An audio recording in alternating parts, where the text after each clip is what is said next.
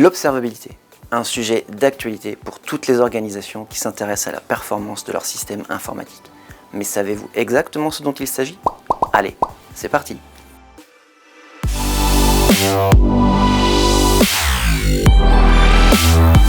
Bonjour et bienvenue dans TechPop. Je suis David Jeddah, expert performance et observabilité chez OnePoint.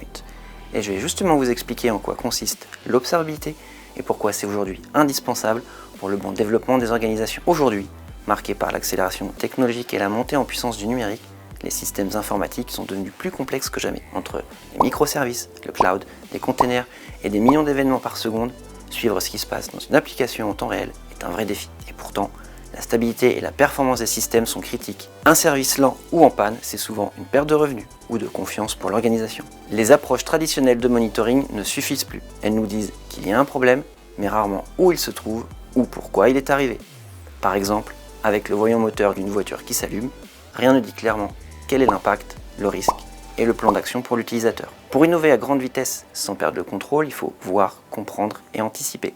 C'est pour répondre à ces enjeux qu'on parle aujourd'hui d'observabilité. Plus qu'un simple monitoring, l'observabilité, c'est la capacité à comprendre ce qui se passe dans un système complexe, simplement en analysant ce qu'il produit.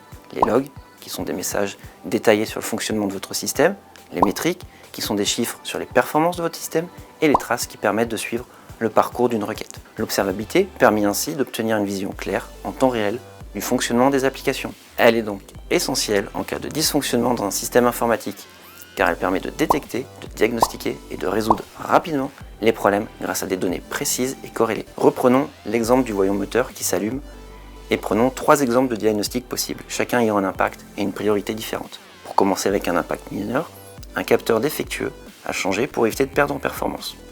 Ou ensuite, un impact moyen avec une sonde défectueuse pouvant à moyen terme endommager le catalyseur.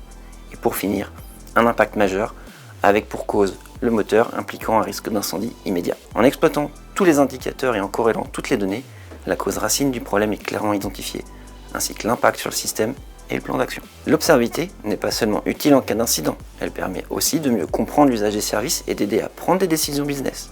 Prenons par exemple une société d'assurance qui a pour objectif d'augmenter le nombre de souscriptions de contrats d'assurance habitation, car celles-ci sont beaucoup plus faibles que les autres. Imaginons par exemple que les performances de toutes les souscriptions sont bonnes et qu'il n'y a pas d'erreur.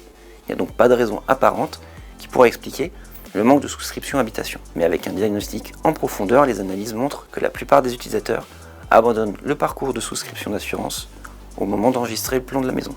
Il faudrait donc simplifier cette étape fonctionnelle. En synthèse, voici quelques raisons clés pour lesquelles l'observabilité est cruciale. La détection proactive des incidents, le diagnostic rapide des pannes, mais aussi l'amélioration continue des performances ou encore la compréhension approfondie des services pour aboutir à la fiabilité des systèmes complexes. Pour démarrer, ne pas hésiter à adopter une démarche progressive et pragmatique. Mettre en place l'observabilité à petite échelle est une excellente initiative, même avec des ressources limitées. On peut commencer par définir quelques objectifs à partir des besoins ou des difficultés.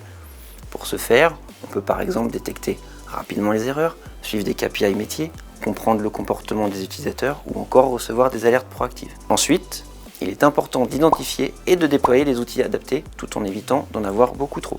La prochaine étape est très importante puisqu'elle consiste à corréler et exploiter les données fournies par les outils pour répondre aux objectifs définis au départ. Et pour finir, il faut définir des process et clarifier des chaînes de support.